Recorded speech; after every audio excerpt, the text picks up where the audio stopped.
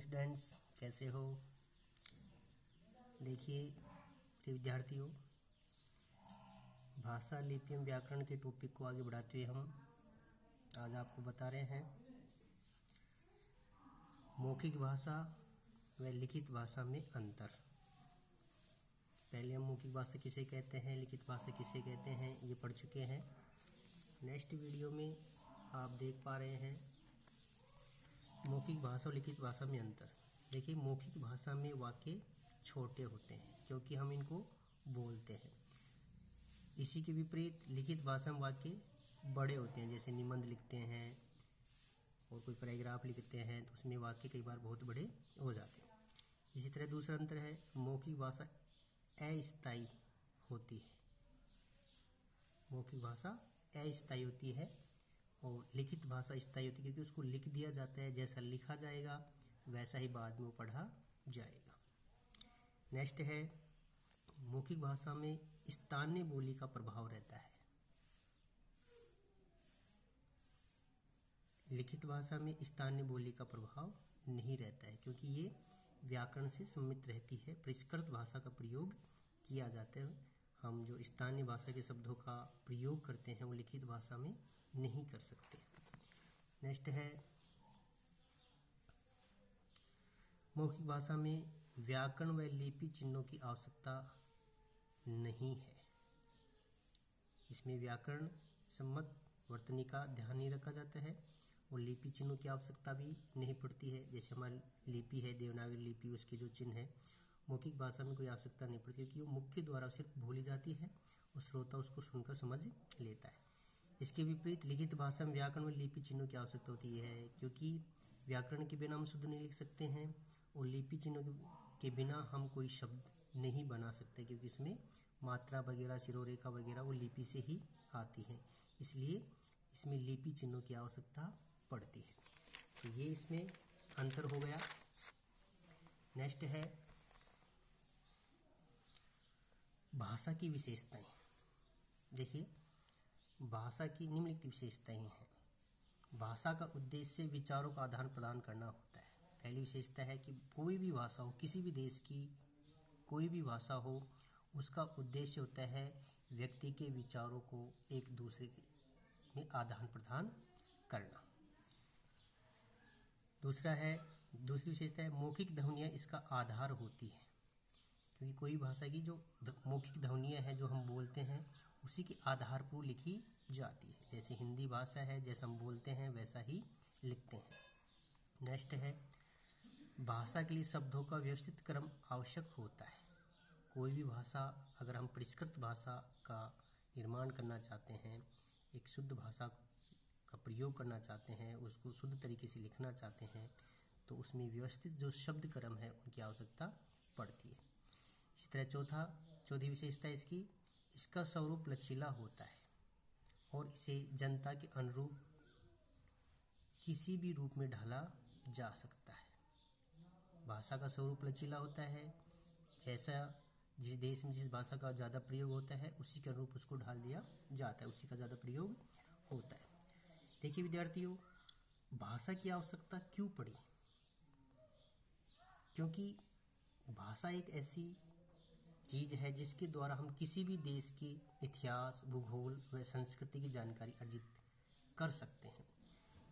यदि हमें अपने देश की संस्कृति को जानना है तो हमें भाषा की आवश्यकता पड़ेगी क्योंकि भाषा के बिना हम किसी इतिहास को नहीं जान सकते, किसी देश की संस्कृति को नहीं जान सकते। दूसरे देश की संस्कृति को यदि हमें जानना है तो वहाँ हमें उस भाषा की थोड़ी बहुत जानकारी होनी चाहिए, तभी हम उस देश की संस्कृति, वहाँ का इतिहास, वहाँ का भूगोल, ये बहुत सारी जो चीज़ें हैं भाषा के द्वारा ही अर्जित की जाती है।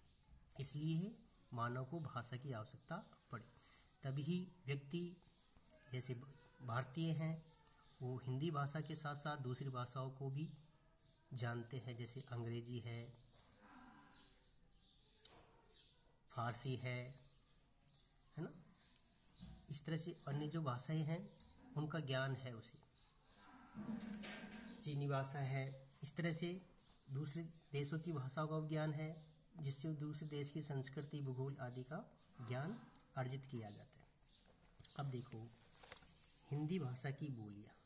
हिंदी जो है फारसी भाषा का शब्द है, मैंने पहले बता दिया है। अब हिंदी भाषा जो भारत में बोली जाती है एक बहुसंख्यक लोगों के द्वारा,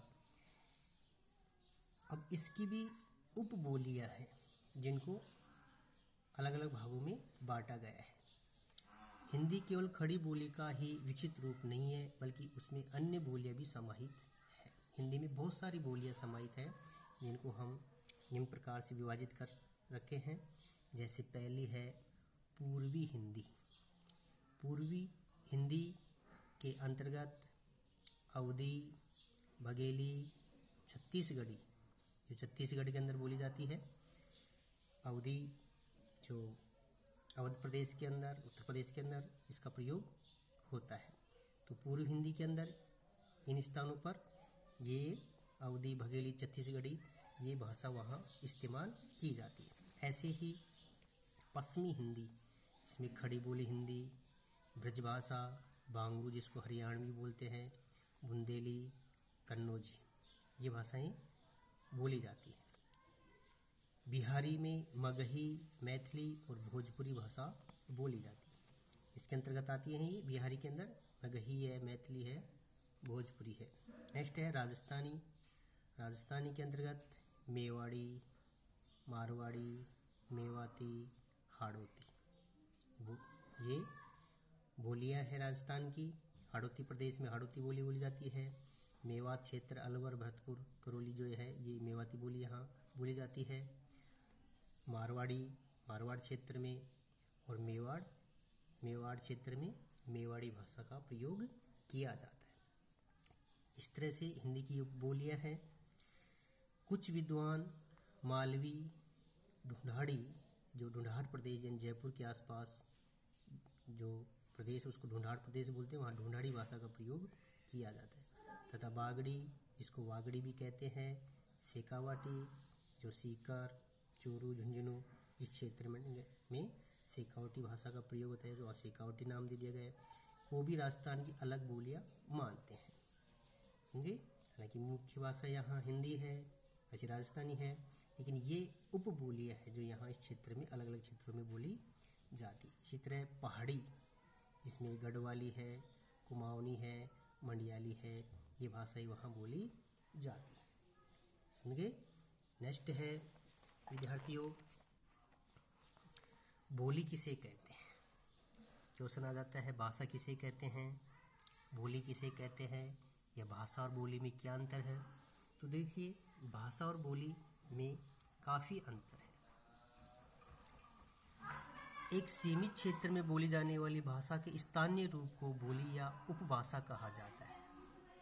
एक बोली क्या है, एक सीमित क्षेत्र में बोली जाती है, और भाषा एक विस्तृत क्षेत्र में बोली जाती है। तो बोली की परिभाषा क्या होगी, एक सीमित क्षेत्र में बोली जाने वाली भाषा के स्थानीय रूप को बोली या उपभाषा कहा जाता है। इसके संदर्भ में कहा भी गया है कि कोस कोस पर पानी बदले 5 कोस पर वाणी। ये बोली की विशेषता है कि कोस कोस पर पानी बदले, कोस यानी कि 3 किलोमीटर 4 किलोमीटर के दायरे में पानी बदल जाता है। 5 कोस पर वाणी, 15-20 किलोमीटर के क्षेत्र में आगे हम जाएंगे तो यहाँ आवाज़ जो भाषा है, बोली है, ये बदलती हुई जाती है। यह यहाँ की विशेषता है। अब देखिए विद्यार्थियों, भाषा एवं बोली में क्या अंतर हम ये देखेंगे। इम्पोर्टेंट क्वेश्चन है ये, कई बार आ चुका है। भाषा एवं बोली में क्या अंतर है, इसको ध्यान से सुनना है आपको।